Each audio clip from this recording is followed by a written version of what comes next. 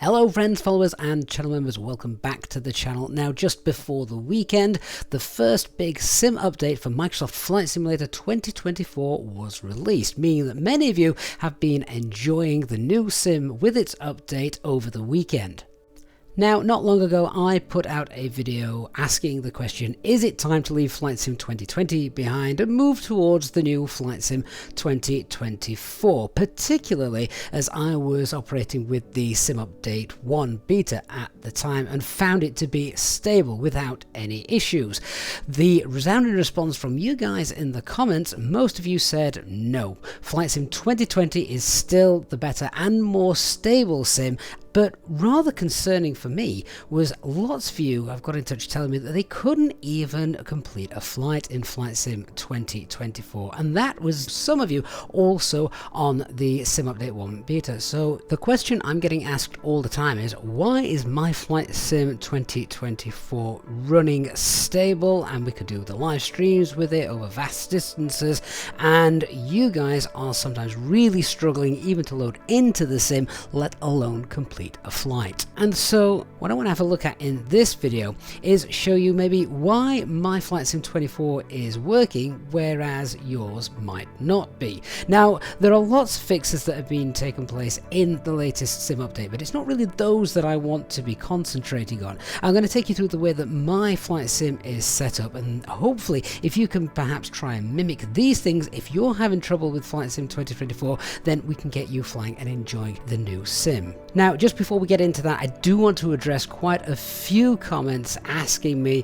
if I was just simply paid by Microsoft and Azobo to create videos like this promoting Flight Sim 2024. Well, I can say with absolute certainty that no, I am absolutely not employed by Microsoft or Azobo to create these videos. Doesn't mean I wish I wasn't, but the main reason I want to do this is because a lot of you have paid good money for Flight Sim 2024 and you're not yet even able to enjoy it, and that's what I want to try and put right in this video. Of course, if you are happy with Flight Sim 2020 and you're not ready yet to upgrade, then that is absolutely fine. Maybe you are a fan of Boeing aircraft and PMDG, the add-ons and things haven't yet been made available yet for Flight Sim 2024, but this video is for those of you who really want to get 2024 working the best it can be in its current state, which for me is actually really nice and stable at the moment. Now I don't have the strongest PC, I only have a 3060 graphics card.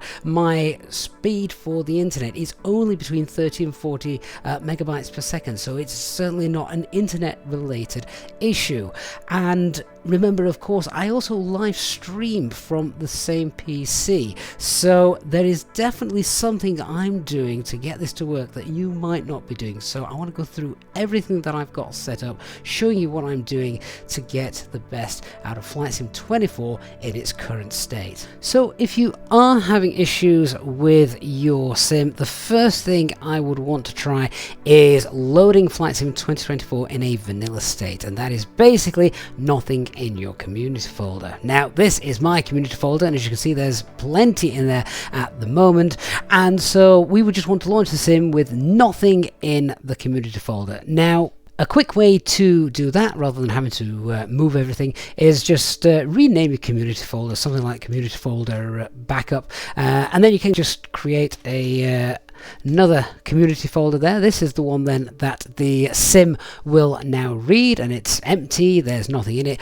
Launch the sim with nothing in this new empty community folder. That is the sim in its vanilla state, and hopefully the sim will run okay. If it is then running okay, you can then go back and delete your temporary empty community folder and get rid of the backup bit just there. So now this is your community folder again with everything in. If then you load the sim with everything back in the community folder and you're having issues with the sim, then clearly there's something in here that the sim doesn't like. Unfortunately, then you have to go through almost one by one to find out what the potential cause is. But yeah, that's the first thing I would do if I'm having issues with the sim, and that is load it in a blank vanilla state. Next then, let's take a look at my current graphics settings, and then you can replicate these if you wish. Now, I did make a graphics video a few months back when Flight Sim 24 first came out, and I've not really changed it all that much, but there are a couple of things that you can try, which I've tried and do seem to be working for me. So obviously you can just simply copy all of these if you wish, but I just want to explain my reasonings for some of these as well. The big thing for me is making sure that dynamic setting is turned on, and I only have a frame rate target of 30 FPS. Now, if you're flying in VR, I know that is not enough. I understand that. I don't fly in VR though, so for me 30 FPS is absolutely fine. Remember, we don't need 100 FPS in a flight simulator. Even when you're flying a fast jet, you don't need it to be that quick. This isn't a Call of Duty or shoot 'em up where speed is really key. A flight simulator is generally things moving rather slowly. So 30 FPS is all you'll need, and limiting this means that you are saving the power of your GPU, allowing the sim to inject better graphics inside it, and it's not going to be struggling as much. So please try and limit it to 30 FPS if you are still having problems. Let's have a look at the global rendering quality as well that I've got set up. So again, you can simply copy all of these if you wish. To be fair, you can even probably drop these a couple more as well. I've got building and trees set to high. Realistically, I fly airliners, so I could probably drop those to medium if I so wished.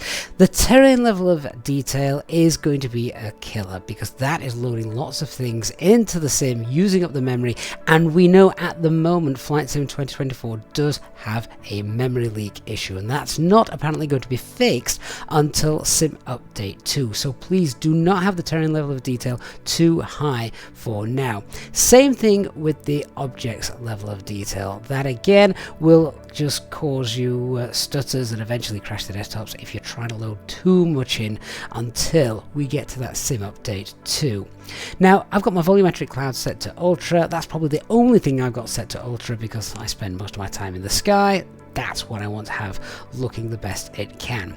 The next huge thing then is texture resolution. Now, if you do change this, you're going to have to exit the sim and restart it for that change to take effect. But if you have texture resolution to high, again, this is likely causing you a lot of issues with the resolution that high. That's, again, a memory issue.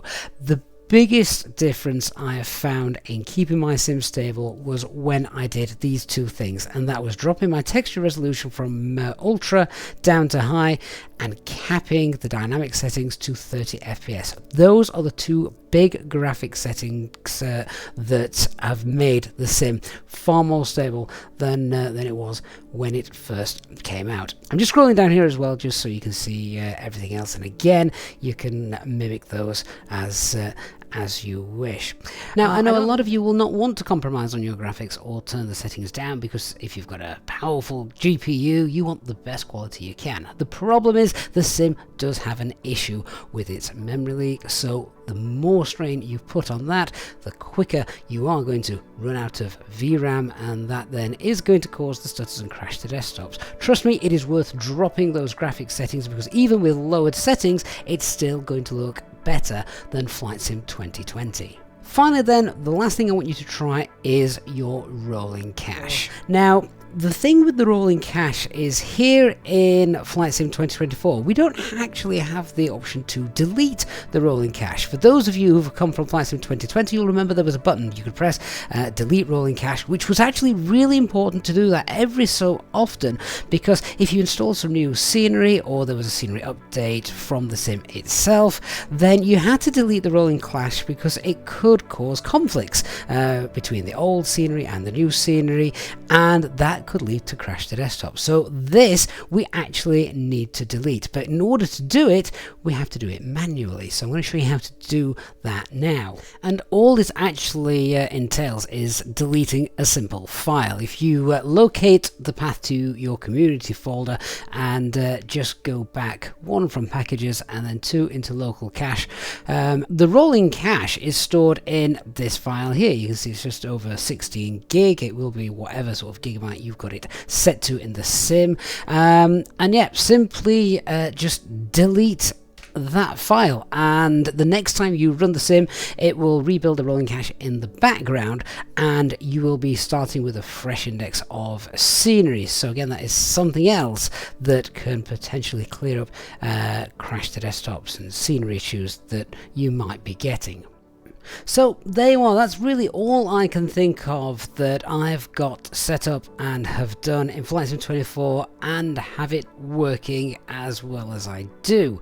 Empty community folder to start off with. Check those graphic settings, don't put too much demand on your PC system, and also clear out the rolling cache. Do these 3 things, and if you're still having trouble with Flight Sim 24, I would love to hear your comments down below and let me know what issues you're still having, or if doing all of these 3 things has actually helped you get inside Flight Sim 24 and start to enjoy the software that you've paid for. I really want everyone to be able to get the best out of this sim if you have purchased it, because I actually do think it is fantastic, and I now no longer have Flight Sim 2020 on my PC, so now I am limited to flying in Flight Sim 2024, but I am really enjoying it. Thank you so much for watching. If the video has been useful, please don't forget to leave a comment and let me know. Hit that like button as well on the video, and also if you're not yet a subscriber, please don't forget to hit that subscribe button and turn on the notifications bell so you don't miss any of our future videos and of course live stream flights. Thanks so much for watching, and I'll see you all again